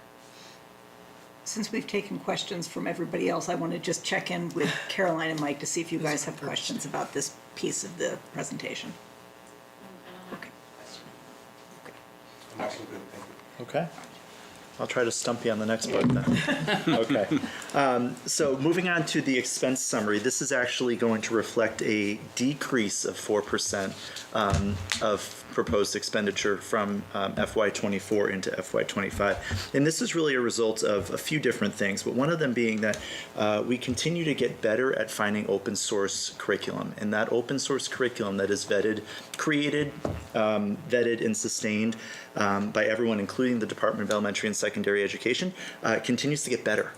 It continues to get better in how it is designed, how it is standards-based, how it is differentiated, and how it is accessible and reflective of the culturally responsive practices that we expect of all of our educators. So we have that. We're also getting a little bit tidier when it comes to placing certain things. So, for instance, again, to go back to Dr. Ghosh, you know that he's identifying that subscriptions are increasing the price of all that. Well, part of that is inflation and the cost of the products, and we are adding some new products. Some of it too is that we are starting to put things kind of in the right spot. So there were things that historically had lived in my budget that really should have been in technology that over the last year or so and into this year we're going to continue to move into that spot, so that moving ahead everything will kind of be on the right shelf, so to speak. As far as materials go, we want to make sure that every teacher has everything that is needed to support every single learner. So at the secondary level, we are going to be adopting a host of new textbooks in the coming year. We have a new AP Calculus course coming online, and that's going to have a textbook that's going to go with that. We're up to renew our AP Psychology textbook as well. At the middle school level, we use a text called History Alive. We're going to renew that electronic text for another several years. We're also going to obtain, for the first time, complete class sets of the McGraw-Hill Social Studies text that we use at the middle school level, and then also renew the electronic subscription, the electronic version of that text. So that's actually going to put us in a really good place for all of those subjects for some time to come. At the elementary level, we're continuing to look at how we can make sure that every school has exactly what they need for all learners in front of them. So for instance, one of the things that we did just this fall was we continue to increase the number of decodable texts that are accessible for our students, for our teachers when teaching reading and early literacy skill. So there are for instance, one of the text sets that we use is labeled for certain grades, but one of the things that our director of elementary literacy identified was, at one school, yes, we have these grades, but there are many students who would benefit from a different grade level to get them to where they need to be. So we were excited to be able to do that. That comes at a cost, because in a neighborhood K-5 school, you might have a K-5 literacy closet. We have to think a little bit differently. So being able to do that's a really great thing for us, and I think another testament to all of our directors, all of our educators, and all of our schools working to make sure that we get the right thing in front of students, regardless of what grade they might be in, so that they can make progress. One of the larger increases, line by line this year, that you're going to see is a pretty, relatively speaking, significant increase in the translation and interpretation budget. I don't think that anyone will make a presentation this year and they'll say that they're proud of an increase in a budget line. This is one that I think we can be quite proud of. A couple things here. We are doing a better job than I would say that we ever have before, making sure that every single one of our families is able to access information about our schools, about our community, and about the students that they entrust us with every day. So whether it be attending a parent conference, reading a parent newsletter, accessing an IEP, we are doing a better job than we've ever done before, and I would argue as good as any other district out there in making sure that all of our families can access the materials that they need to fully understand and engage in the learning process that their students are a part of. So we are increasing funding with that. It is not a pie in the sky money grab. This is really reflective of what we've seen over the last couple of years. We are also, again, putting things on the right shelf. We're condensing all of our expending to a single line item. So all translation, all interpretation is now going to be funded, sourced right from the singular line item, whereas in the past it had lived in a few different spots, which makes sense because Jen Suker who coordinates our ESOL and equity work, who works in my department, she oversees that and coordinates that.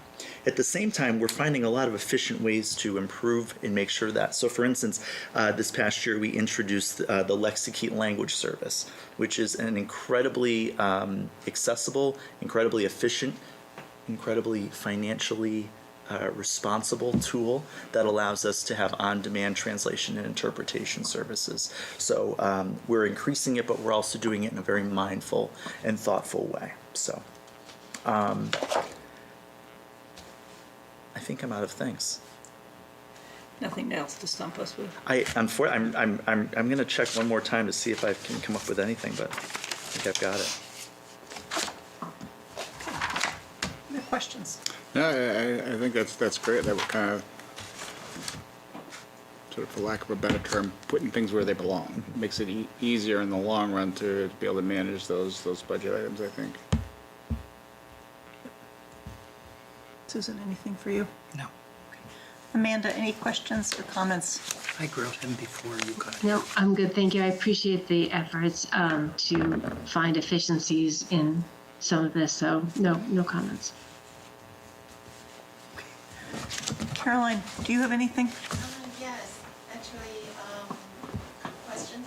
One is related to the translation service. There's some, some of the I'm trying to understand. So is it like a contracting third party or hiring personnel?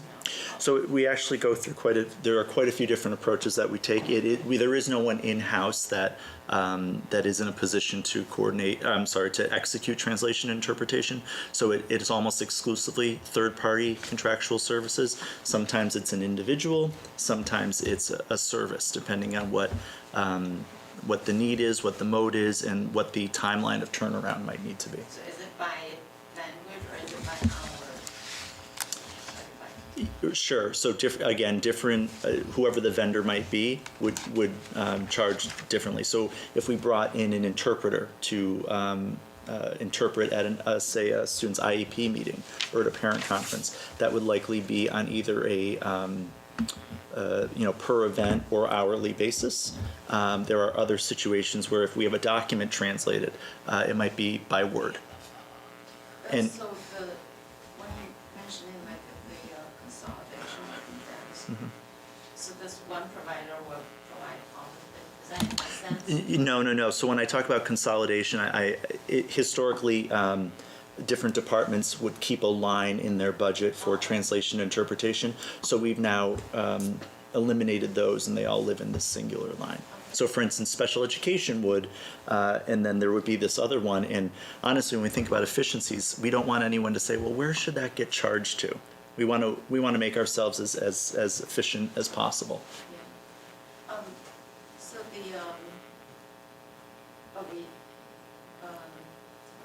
so are we obligated to provide all languages that, the student enrolled, needed?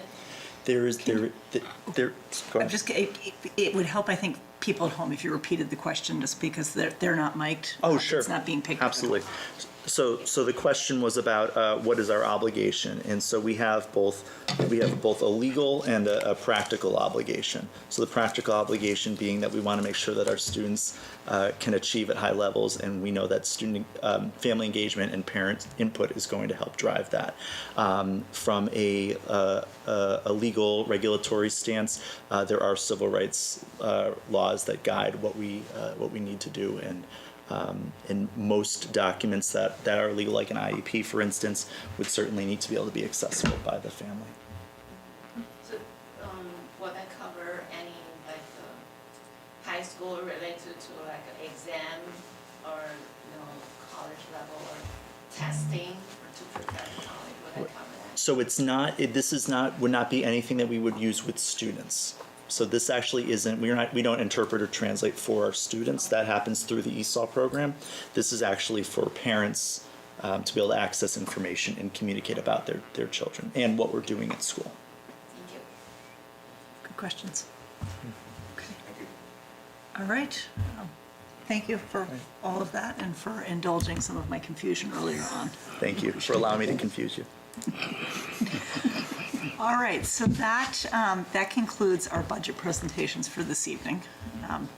All of these, for people at home who want to go back, they are going to be available on HCAM, and the documents related to the budget all go up onto the district website so that people can access them at different points throughout the budget. So you can, if you get further into the process and you're wondering when we get to other budgets down the line, what we discussed here, they're easily accessible. So thank you both for coming out. Appreciate that.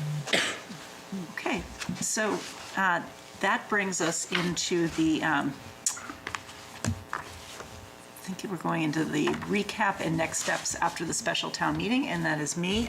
So as people know, at the special town meeting, we were able to carry a 2/3 vote. We had, as Dr. Kavanaugh had shown, we had 862 votes total. We had 622 of those were for the school.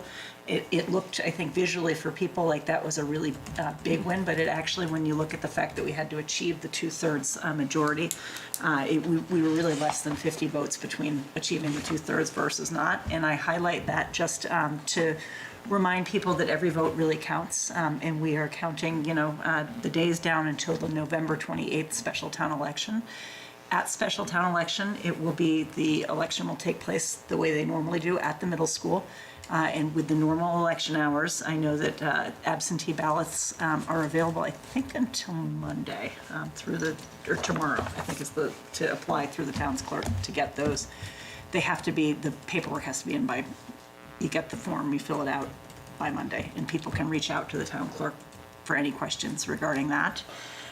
At the special town election, we are required to get a majority vote, not the 2/3 vote. I mean, I think from a practical standpoint, I think people think, wow, that seems like we've achieved the higher milestone for this project, but I also think the advantage we had at special town meeting was that the presentations, I think, really helped for people who were not clear on what the project was, exactly what the choices that had been looked at already and whatnot. So I would encourage people who have not seen the presentations, either at town meeting or at the forums that we've had, to go back and look through if you're unsure of any questions. I know the ESBC, too, that's been working on the Elmwood School project, is more than happy to answer additional questions. So that is next steps on that.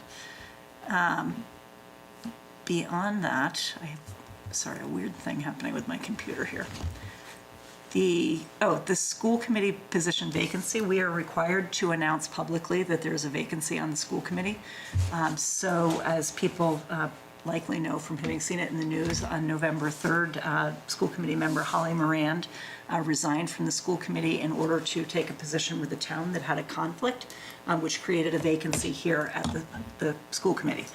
The vacancy, because of when it happens in the year, is going to be filled by an appointment. So the first step in that process is the announcement here that the vacancy exists. The town then will start collecting applications, and I am going to propose that, because we have to come together for a joint meeting between the select board and the school committee to fill that vacancy. At that joint meeting, we'll review all the applications that we have for the position. I've heard of a few people who are interested in it, which is great and exciting to see interest in serving alongside us, but at that particular meeting, it will be a majority consideration, so that looking through the applications, a majority of the select board and the remaining school committee members will determine who is appointed to that position. Do we see those in advance? So they will be available in advance in the packet that will be provided. So that's the way the town usually will provide those. So, and then people will also have the opportunity to attend in person at our meeting. I'm going to propose, because we do have a joint meeting with the select board that I initially had thought was scheduled on the 21st. I'm looking at the budget calendar, it's actually the 14th of December. Which actually, the advantage of that is that would allow the new school committee member to be there for the superintendent's budget recommendation the following week. I'm proposing that date also because I know that the select board and the school committee, we already have that in our calendars. I did speak briefly with the chair of the select board that we were aiming for that joint meeting so as to not create additional meetings for either board, that we'd be able to do the stuff we have to do with them and then also take care of the appointment then. Alternatively, if there is a problem with getting enough people there, we could look to the 21st. We do have to have a 20-day period of time between when we announce the vacancy and when we fill the vacancy. So that would be the one piece that we want to make sure that it can't happen before then, but it could potentially happen after. I think it works to our advantage to bring somebody on expediently to get that piece done. So are there questions on the filling of the vacancy or on the vacancy itself? Okay. All right, so people can. Sorry, Nancy? Yes. Is there a specific form or anything that needs to be filled out for someone who is interested in putting their name in for this? Yes, there I know is. they There don't have will to be get signatures, Yeah, but there will be an application through the town website for that, and the people, I think typically they ask for like a resume, and they ask a few questions within the application process itself. Good question. Thank you. Okay, so that brings us down into a related item, which is the school committee liaison positions. So the two big things that I think we want to look to try to make sure we have school committee coverage of are the bullying prevention and intervention plan. That typically the school committee member who serves on that also helps to by chairing that. I know that Holly had been in that role, so we do want to find somebody else who's able to, or find a way to cover that meeting. Yeah, we had our initial meeting yesterday. Okay, so do you want to fill a little bit in on where the process is at for that, just so people understand days and times of meetings that are planned, and kind of what the Sure. outlook is ahead? So what we have traditionally done with that document, it's a pretty lengthy document, about 25 pages. And so when we put together the subcommittee of this committee, what we try to do is to organize people into 5 groups, and we divide the document up. And we did that yesterday. So we now have 5 subgroups, and we'll be sending out some information to those folks so that they are able to communicate with one another. Between now and January 17th, which is the date of our next meeting for the entire group, those smaller groups will work on their portion of the document. They will, and certainly, like, I'm happy to be their sort of liaison, because, as they're going through the document, they may have questions about, is this language that Hopkinton has chosen, or is it language that's required by the Commonwealth of Massachusetts, or why has Hopkinton made this decision to operate in this way as opposed to in that way? And does the language of the plan, which is what we're really working on, match the language of the school committee policy? So those are some of the things that we'll be doing. There are curricular pieces, there's connections to what happens at the police department. So there's so much to the document that we really break it up. So whoever it is that comes on board, there is actually a space for you on one of those smaller committees waiting for you. We have not sent out any of the, this is how you communicate with your group information, because I thought if we had a name tonight, then tomorrow I could send all of that out and you'd have a good sense of where you were. And then on January 17th, we'll come back and we'll sort of report out on the work we've done. And hopefully by May, we will have the document bright and shiny. So the next larger group meeting is going to be on January 17th, is that accurate? That is correct, yeah. I think that is a Wednesday. I'll just double check to make sure in my calendar. It is a Wednesday, and that is an afternoon meeting, is that correct? It is. We start at 2:30 because there are 3 high school students on the committee. And so we start at 2:30 and run until 4 o'clock. The first meeting was only sort of a quick 40 minutes because we were just doing introductions and assignments. But once we dig into the meat of it, it might take about 90 minutes to do that. And do you expect that larger group to meet about how often between January and May? So this is a big stretch going to January, and we decided to do that because this would be the first time we were interacting with the plan as smaller groups, and there's a break for Thanksgiving and a break for December. So we thought we would sort of respect people's holiday time and have everybody come back together in January. So to answer your question, we would probably get together maybe every 5 or 6 weeks. Okay. As a whole. And then the smaller groups, I'm sure, more frequently. Yes, because and they that's can what they pretty do the much pace meeting. themselves. Yep. Yep. Okay. All right, So are there any questions that people have on the charge of the committee or on the logistics of it before we get into who would like to? What's in charge of the committee? So every 2 years, school districts in Massachusetts are required by law to take your bullying prevention and intervention plan, read through it, make any revisions that you would like to, but it has to be technically updated every 2 years. So sometimes, the last time we did this, which was in 2020, going into 2021, I think, it was that little pandemic that got in our way there. That small pandemic. The last time we did it, we really made some, I think, substantive changes, and we ran it through legal counsel and through DESE. I'm hoping that 2 year ago work might lighten the load a little bit this time, but, yeah, it will depend on the will of the committee, really. Any other questions about the piece? Just how fast the bus is going when it hits. So, there are two things. One is if there is somebody who is here tonight who feels that they are both interested, I think everybody has an interest in bullying, but I'd like able. to become better at it. You'd like to be Better at it. in terms of the commitment, with the larger group being on January 17th. So if there's somebody that's here that would like to sit on that committee, we could certainly go ahead and appoint that person now. If there is not somebody who is certain that they could meet those commitments, we could wait and make an appointment in December when we have the actual full committee, would be the. I wouldn't mind doing it. I'm in favor of you doing it. Yeah, I think it'd be great. I was afraid you were gonna take that on, and you already have buckets full. I would be delighted for you to take that on unless there's. Yeah, I think I would support that as well. Amanda, any, I think Susan would be fabulous. okay. Oh. So I would then seek a motion. I would seek a motion to appoint a liaison for the Bullying Prevention and Intervention Plan Committee for somebody. I would make a motion that we appoint Susan to the Bullying and Prevention Committee. Okay. I will second that motion. So, and then we'll do a roll call vote, starting with you, Adam. Aye. Aye. I am an aye. And Amanda? Aye. I am an aye. Congratulations on your new appointment.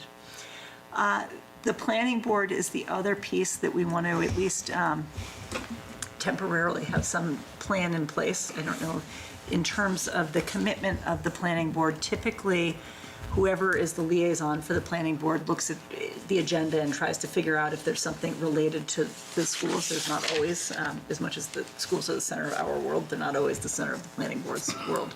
So their next meeting is on December 4th, which I believe is a Monday night at 7 p.m. Again, there are options if people are not able to attend that in person. If there is somebody who would like to temporarily take that on, that would be fabulous, just to cover that meeting. If I probably could temporarily just cover that, and we could wait and appoint somebody later, unless somebody has been thinking to themselves, I can't wait to do the planning board. Nancy, I think we're going to appoint our new member on the 14th. Right? So I think the new member will want to be able to serve on some liaison committees. So I don't know, I think for this one, maybe we hold. So I think so.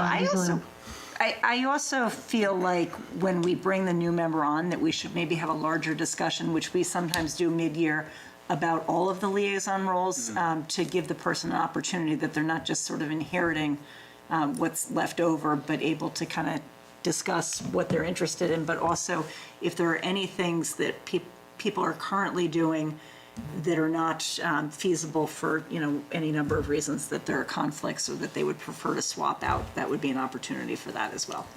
So I agree with you. I think we can hold on that. I can be in touch with the planning board chair just to find out if there's anything that we need to be there for. If there is, I can throw out just, a scheduling email to see if anybody's able to cover it or we can watch the video on it, so. All right, thank you. That brings us, unless there's anything else that anybody wanted to say on the, okay. Brings us into the superintendent goals update. Dr. Kavanaugh. Well, thank you. So I think when I had sent them to you, I had said because we are, sort of just in one of those places where we're kind of checking in on them, that I would really be happy to just let you ask some questions about them if you, and I know I had sent them to you, so it gave you some time to kind of poke through them a little bit. I don't know, I can run quickly through the, goal 1 was the math, goal 2 was the MCAS data, goal 3 was co-teaching at Hopkinton Middle School. Goal 4 was the DEI, social justice, culturally responsive teaching. Goal 5 is to look at enrollment and building use, which I think we all know we spend a lot of time doing that. Goal 6 was to think about the student experience, especially at the secondary level. And, again, I've been meeting with the counselors, thinking about civics, thinking about some curriculum. And then goal 7 was the 360-degree assessment of the district climate. So that's what's there. I don't know if you had any questions as you kind of went through them on any of the things that I had been working on. We typically do this like for real in January, so. Appreciate that you've brought it to us Sure. now. I mean, it always amazes me how much goes into all of the work that you have presenting, not just with the goals, but the things that you're doing related to the goals. So. Anybody have questions related to what we have received on that? No, I don't have any questions now, no. Anybody, Susan? Anything? Anybody? No. Amanda, do you have anything? No, I just appreciate the steady progress that's being made. To me, it doesn't look like there are any goals that are going to be challenging to deliver on this year, unless, Dr. Kavanaugh, you have concerns, but I think it looks good. Progress looks good. Yeah, no, I don't think that there's any. I mean, I think that it's all part of the ongoing work, really. Yep. Well, thank you for updating us on that, and it's great that, we have this now as a checkpoint to be able to provide you any questions that people might have had along the way. Yes, and we'll do a more thorough in January, as we course. always do. Which is great, because we'll have another new school committee member at that point who will not, may or may not have followed along earlier in the process. Yes. So. Okay, that brings us down into the intent to travel for the varsity hockey. Okay. So, yeah, it's boys varsity hockey. They are going to a tournament at Martha's Vineyard, the Fairleigh Dickinson hockey tournament. And they will be leaving on, I think, Saturday the 17th and returning on Sunday the 18th. So it's one night overnight. And they need your approval for that. Thank you. Any questions on that trip? Okay. Amanda, any questions? Okay. Hearing no questions, I would entertain a motion on that. I move to approve the varsity hockey team travel to Martha's Vineyard. Okay, motion by Adam, is there a second? Second. Second by Susan. We'll do a roll call, starting with you, Adam. Aye. Susan? Aye. I am an aye, and Amanda? Aye. Aye, and it unanimously passes. Thank you very much for bringing that for us. And then the intent to travel for the Model United Nations. Sure. So our Model UN Club at the high school would like to go to the Boston University Model United Nations Conference. It's 3 days, 2 nights, and that will run from February 2nd to February 4th, 2024. I move that we approve the trip to the Model UN. Okay, Second? second. Any questions before we vote? Okay. Adam? Aye. Susan? Aye. I am an aye, and Amanda? Aye. All right, that is also unanimous and so passes. Thank you for bringing that one forward. And that brings us into policies for school committee review. And the first one we have listed is policy IMG, which is animals in school. This is a third reading of the policy. And again, folks can find that in our agenda packet, or in the agenda would be clickable links. Okay, so the policy working group got together, and we made some, I think, very, very subtle edits. We had talked last time about including the language that says "in consultation with the school nurse." So you can see that in green font. It exists in the second paragraph as well as in the third paragraph. I think we had originally taken out some of the animals that are prohibited from schools, but we returned those at the request of some of our building principals, and we did make a very subtle change in there as well, so that it now says fur-bearing animals are susceptible to rabies, and goes on from there, but those have been added back in. And all of the stuff that you see that has been taken out on the second page, we are all in agreement that that would come out because that addresses service animals, and the MASC has recommended that we keep animals in school and service animals as separate policies. I hope I got all that correct, and if not, my policy colleagues will help me. Eddie, do policy working group, do you guys want to add anything to that at all? I don't think there's anything to add to it. I like the changes. I like that fur-bearing animals are not entirely excluded. So that was, Nancy, the key point, that we just put that they're examples, but it's not the whole category, because there are service animals and others, so. Right, appreciate that. Has there been any additional, any feedback on this policy? There has not. I have not heard anything either. I don't think the changes from the last reading are substantial enough to prevent us from making a motion to approve this, if that is the will of the committee. We also, if people are not comfortable, we could bring it back, but if there's otherwise. I think it's excellent. Yeah, well done. You guys, you have a lot of policy stuff going on, and I appreciate the, although, the cinnamon rolls does seem like an enticement. Yeah. Some people didn't get them because they decided to go to Cape Cod, but, Somebody else in central office probably enjoyed them. they probably did. That would be true. All right, is there somebody who would like to make a motion regarding this policy? I'll make that motion that we accept it as written.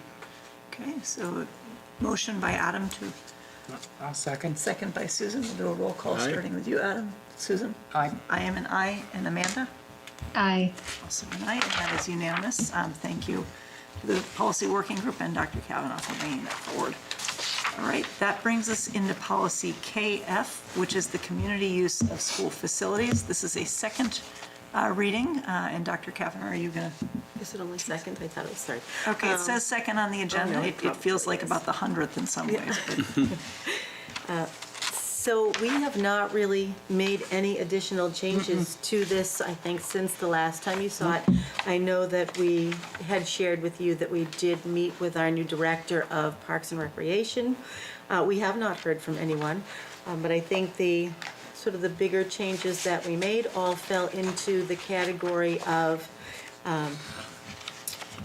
when someone makes a request for the use of school facilities, what is the sort of order of priority?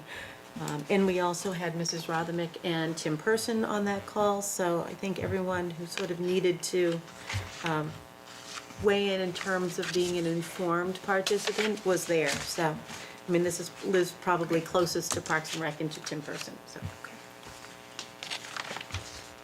We were very inclusive in We were. doing this policy. Appreciate that. Right, any questions or additional comments on the policy itself? And where are people feeling with regard to, has there been any additional, you said no additional feedback No. on this? I think That's the second, would make the third reading, second reading. this is the second reading, so we could bring this back for a third reading if we wanted to. We do typically do a Well, few. can we do it, accept it after a second reading? We can, there's no rule that says that we cannot, as particularly since it does not seem like there have been substantial. Well, I move that we accept the school use, let me get the correct name for it. The school facilities The schools, all right, point again, please. Community use of school facilities. The community use of school facilities policy forward to be accepted at the end of the second reading. Okay, so there's a motion by Susan, I would second that. second by Adam. We'll do a roll call vote, starting with you, Adam. Aye. Aye. I am an aye. Amanda? Aye. Okay, so that passes. Thank you very much for that. It feels like, I guess why it feels like we've done more readings is it doesn't feel like that long ago that we reviewed this prior. Yes. All right, so the next policy we have here is policy IJL, which is library and media materials selection. This is a third reading. And there may be 5 librarians in this district right now watching this event. No They've- pressure, though. They've been waiting. So we started this in July when I was contacted by the librarians who said, that policy has not been updated since 2009. And when we looked at it, we came to find, I think it's 2009, we came to find that that was true. So they did an awful lot of work in the months of July and August, really just putting in, some of the suggestions in the policy. And then the policy working group has met a couple of times to take a look at their suggestions and their revisions to the document. The things that you see in the red here are things that I know we had added afterward. We made some other changes to it, but very slight ones.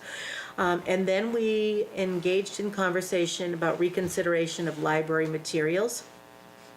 And currently, we've met with all of the building principals and the librarians to ensure that if there are people who have objections to something in one of our libraries, there's a procedure for them and a form that they can fill out and work directly with the individual school.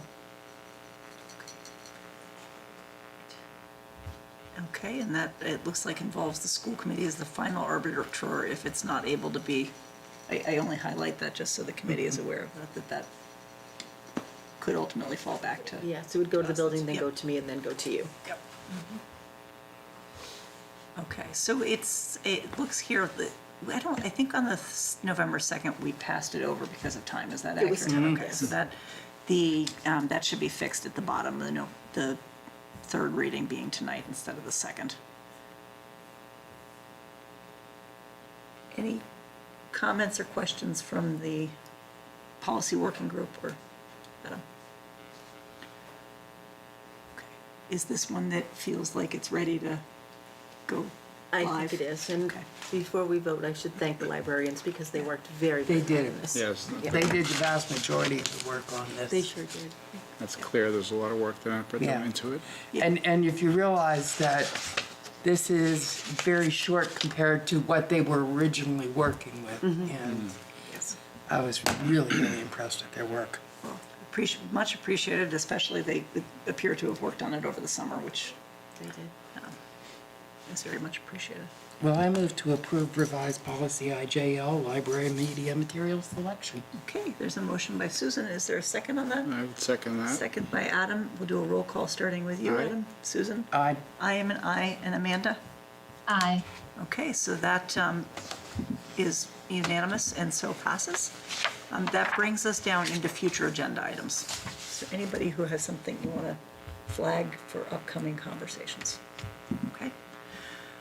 All right, then that brings us down into items by consensus. Okay, as superintendent, I recommend the school committee approve the items by consensus as outlined in your agenda. Motion for that? I'm looking, my Okay. computer's Yep. just acting weird. I would make a motion that we approve the items by consensus as presented. Great. So a motion by Adam. Is there a second? Second. Second by Susan. We'll start with you, Adam. Aye? Susan? Aye. I am an aye. And Amanda? Aye. Okay, so that is unanimous as well. And then I would seek a motion to adjourn. Well, I move that we adjourn. Okay, a motion by Susan. Is there a second on that? Thinking about it, we could stay longer. We were scheduled to stay longer. Second, I'm seconding. I just want to All the know way from Kansas City. if Amanda's aye. Okay, so you're an aye. Adam? Yes, aye. I am also an aye. Amanda? And I'm an aye as well. And I, so it is unanimous, and we are adjourned at 9:02. Our next meeting is December 7th. We have 3 in the month of December. It's the 7th, the 14th, and the 21st. And just a reminder for people to please get out to vote on November 28th at the middle school. Thank you all, and have a good night.